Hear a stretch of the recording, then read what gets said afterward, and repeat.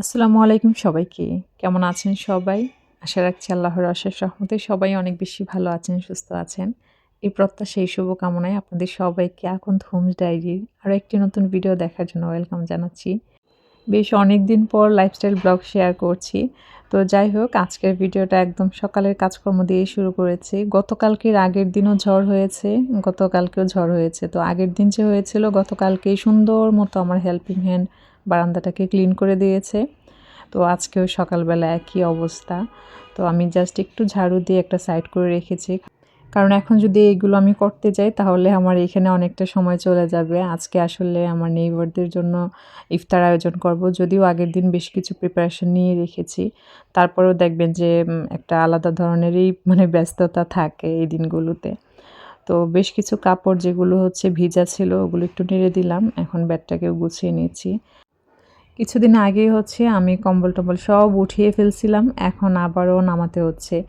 আমার মন বলতেছিল যখন আমি উঠাচ্ছি যে আবার মনে হয় নামাতে হবে। তো ঠিক তাই হইলো। এটা মনে হয় অনেকের ক্ষেত্রেই হয়েছে।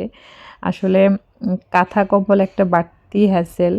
যার জন্য কম্বলগুলো আমি উঠিয়ে নিছিলাম। ভাবছিলাম আপাতত হয়তো লাগবে না। আচ্ছা, আমি হচ্ছে অফ ক্যামেরায় ঈদের দিনের জন্য একটু মেনু ঠিক করে নিয়েছি। আসলে এইবারের ঈদটা আমাদের একটু ভিন্নভাবে হবে।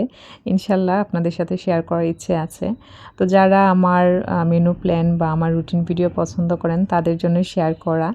আমি সবসময়ের মতো বলব, জাস্ট আমি নিজের জন্য যেটা করেছি সেটাই শেয়ার করেছি। সেখান থেকে যদি কারোর এতটুকুন কোনো আইডিয়া হয় সেটা আমার জন্য অনেক।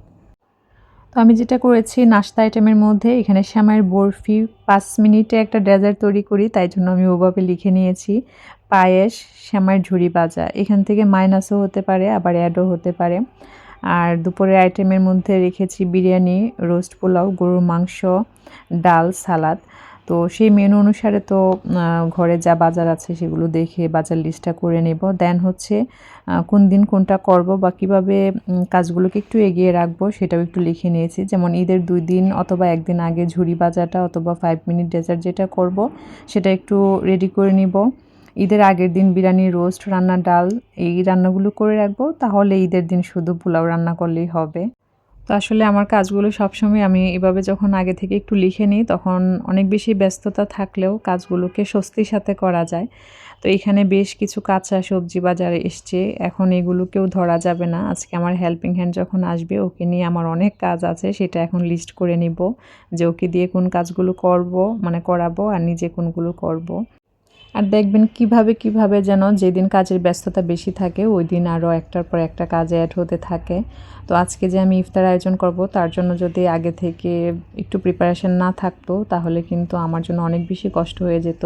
কারণ এই যে বাজারগুলো আসবে এগুলো কিন্তু একদমই আমার কোনো আইডিয়া ছিল না, যেটা আপনাদের সাথে অনেকবার শেয়ার করেছি যে আপনাদের ভাইয়া বাজারে যাওয়া মানেই তার একদম সব সবজি আনা চাই। তো যাই হোক, আপনাদের সাথে এই নতুন শাড়িটা ডিটেলসে শেয়ার করার জন্য চলে আসলাম। অনেক আপুরাই দেখে নিয়েছেন। তো যারা দেখেননি তাদের জন্য শেয়ার করছি। আর যারা হাতে পেয়েছেন তারা তো আলহামদুলিল্লাহ খুব বেশি খুশি হয়ে গিয়েছেন। আসলে আমরা অনেকেই আছি যারা শাড়ি পরতে পারি না। আবার অনেকে আছি শাড়ি ব্লাউজটা বানাবো করে দেখা যায় অনেক সময় শাড়িটাই পরা হয় না। তো সব কিছু চিন্তা করেই কিন্তু আমাদের এই শাড়িটা।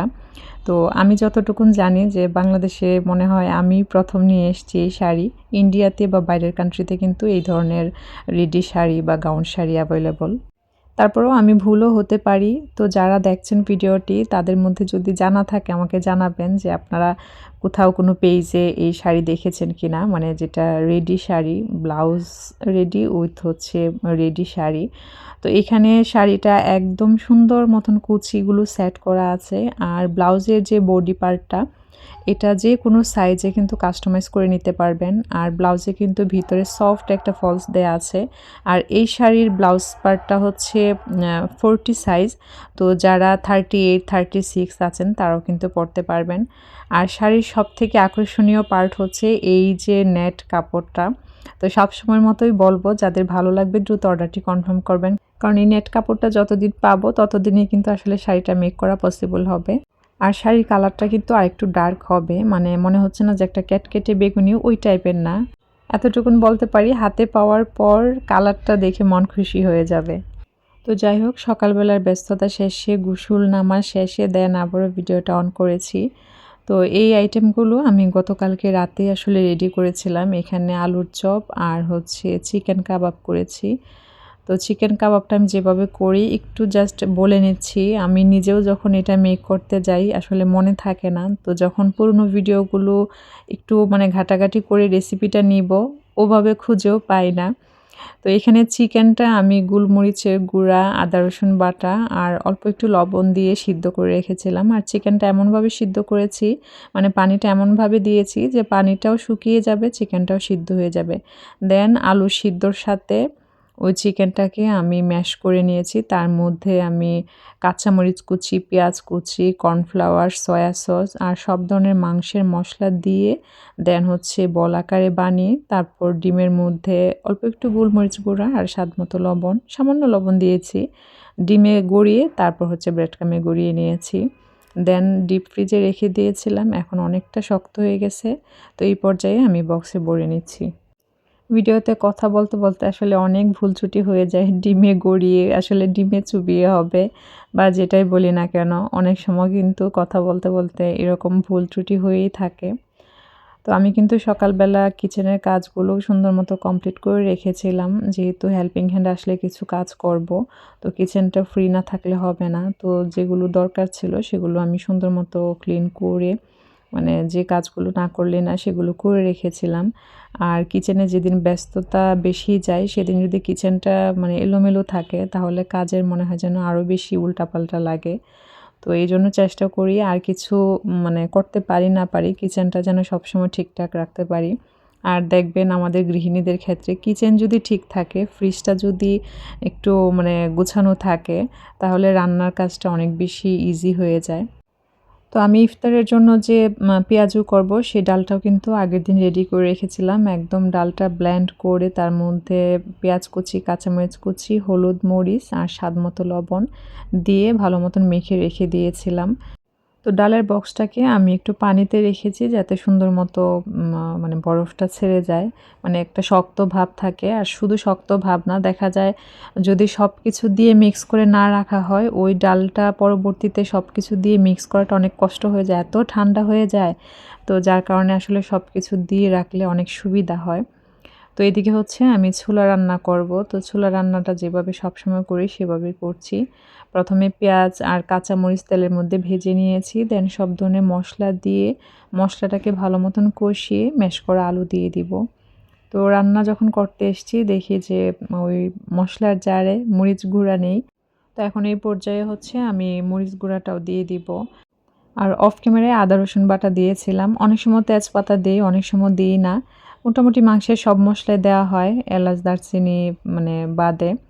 তো এই পর্যায়ে হচ্ছে আমি ম্যাশ করে রাখা আলু সিদ্ধটা দিয়ে দিলাম। দিয়ে এটাকে অল্প, অল্প পানি দিয়ে বেশ কিছুটা সময় কষিয়ে নিব। অনেকেই আলু সিদ্ধটা পছন্দ করে, অনেকেই করে না। অনেকেই আছে টুকরো, টুকরো করে দেয়। আবার আমার আম্মা দেখেছি যে কোনো কিছুই দেয় না। মানে আলু টুকরো করেও না, ম্যাশ করেও না। তো আমাদের কাছে তো ওইটাই বেশি ভালো লাগে। আবার আমার বাচ্চাদের কাছে দেখা যায় এটা বেশি ভালো লাগে। তো আমি এভাবেই করে থাকি। তো ছোলা রান্নাটা প্রায় হয়ে এসছে। নামানোর আগে ধনেপাতা দেওয়ার কথা ছিল কিন্তু একদমই মনে ছিল না। তো এই পর্যায়ে হচ্ছে আমি ছোলাটা নামিয়ে নিব। আচ্ছা, ভিডিওর এই পর্যায়ে কে, কে আছেন জানি না। আসলে যারা আমার বিজনেস নাম্বারে মানে হোয়াটসঅ্যাপ নাম্বারে এড আছেন, যেমন হৃদিতা আপু, সুফিয়া সিদ্দিকা আইডি থেকে আপু, তারপর হচ্ছে আরও অনেক আপুরাই আছেন, এই মুহূর্তে মনে করতে পারছি না।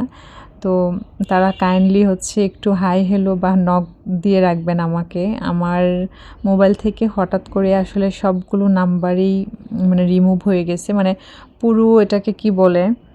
মানে আমার ওই মোবাইলে যা, যা ছিল সব কিছু ডিলিট হয়ে গেছে। তো যাই হোক, এখন হচ্ছে আমি একে, একে ভাজার যে আইটেমগুলো সেগুলো ভেজে নিব। তো প্রথমে হচ্ছে আমি আলুর চপগুলো ভেজে নিচ্ছি। আলুর চপ ভাজার ক্ষেত্রে আমি যেটা করে থাকি, মানে যে চপটা আমি বানিয়ে থাকি মুড়ির পাউডার দিয়ে, এটা একদম মানে চুলার আগুনটা অনেকটাই বাড়িয়ে দিয়ে তারপর জাস্ট এপিঠ ওপিঠ একটু লাল করে ভেজে নিই, তাহলেই কিন্তু হয়ে যায়। আর দেখতে পেয়েছেন আমি কতটা কম পরিমাণে তেল দিয়ে এই চপগুলো ভেজে থাকি। অনেকের ধারণা যে এই ধরনের আলুর চপগুলো ভাজতে গেলে ভেঙে যায়। আসলে ভাজার উপরে ডিপেন্ড করে যে আমি কিভাবে ভাজছি। যেমন উল্টানোর সময়ও কিন্তু আমরা নরমালি যে খুন্তিটা দিয়ে উল্টাই সেটা দিয়ে না উল্টিয়ে যদি চামচ দিয়ে একটু সাবধানতার সাথে উল্টানো যায়, সেক্ষেত্রে কিন্তু একটা চপও ভাঙে না। তো পাশের চুলায় হচ্ছে আমি পেঁয়াজও ভেজে নিচ্ছিলাম। তো আলুর চপগুলো ভাজা হয়ে গেছে। এখন আমি একটা একটা করে সবগুলো উঠিয়ে নিচ্ছি। আর আমি কিন্তু বরাবরের মতোই কম তেলের আয়োজন করেছি। মানে যেগুলো ডুবো তেলে ভাজতে হবে ওরকম কোনো কিছু করিনি। তারপরেও যখন গেস্ট খাওয়ানো হয় বা দাওয়াতের ব্যাপার থাকে তখন কিন্তু আমাদের যে কালচারাল যেগুলো আছে বেগুনি হোক, আলুর চপ হোক মানে ওই আইটেমগুলো তো রাখাই লাগে। তো আমি যেহেতু মানে পুরো রমজান মাসে ডুবো তেলের কোনো ওরকম আয়োজন করিনি, তাই জন্য চিন্তা করেছি যে শুধুমাত্র বেগুনি ভাজার জন্য আর এক্সট্রা করে হ্যাসেল না নিয়ে ওইটা বাইরে থেকে কিনে নেব। তো কিছু কাজ হচ্ছে আমি অফ ক্যামেরায় করে নিয়েছি আর মেনু অনুসারে কিছু আইটেম বাহির থেকে আনিয়েছি আর বাদবাকি যেগুলো বাসার সেগুলো অফ ক্যামেরায় গুছিয়ে নিয়েছি। আর ছোলাটা হচ্ছে আমি পুরোপুরি সার্ভ করিনি, যাদের যাদের বাসায় দিব ওভাবে করে আলাদা করে বাটিতে নিয়ে তারপরে হচ্ছে সাজিয়ে নেব। তো এই ছিল আমাদের আজকের ইফতার আয়োজন। তো ভিডিওর প্রায় শেষ পর্যায়ে আপনাদের সাথে আমার একটা ভালো লাগা শেয়ার করি। এইবার তো ঈদে আলহামদুলিল্লাহ পাঞ্জাবিতে আপনারা অনেক বেশি রেসপন্স করেছেন। তো এই পাঞ্জাবিটা হচ্ছে আমি আমার আব্বার জন্য বানিয়েছিলাম। এটা ছিল আমি ২ দিন আগে হচ্ছে আমার বাবার বাড়ি যাই। তো যাওয়ার ঠিক আগ মুহূর্তে ভাবলাম যে ফুটেজটুকু নিয়ে রাখি। তো আসলে নিজের হাতে বাবার জন্য, মায়ের জন্য কোনো কিছু রেডি করার আনন্দটাই অন্যরকম। আমি আমার মায়ের জন্য একটা শাড়ি করতে পেরেছি আলহামদুলিল্লাহ। আর আব্বার জন্য এই পাঞ্জাবিটা করেছি। আচ্ছা, আপনারাও কিন্তু চাইলে যে কোনো কালার কাস্টমাইজ করে নিতে পারবেন, যে কোনো সাইজ কাস্টমাইজ করে নিতে পারবেন। পহেলা বৈশাখ উপলক্ষে কিন্তু আলহামদুলিল্লাহ অর্ডার শুরু হয়ে গিয়েছে, অর্ডার নিচ্ছি।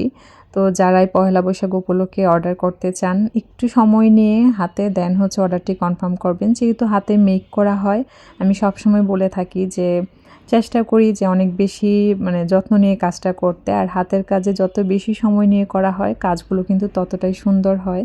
তো আজ এই পর্যন্তই। সবাই ভালো থাকবেন, সুস্থ থাকবেন। সবাই সবার জন্য দোয়া রাখবেন। ধন্যবাদ সবাইকে। আল্লাহ হাফেজ।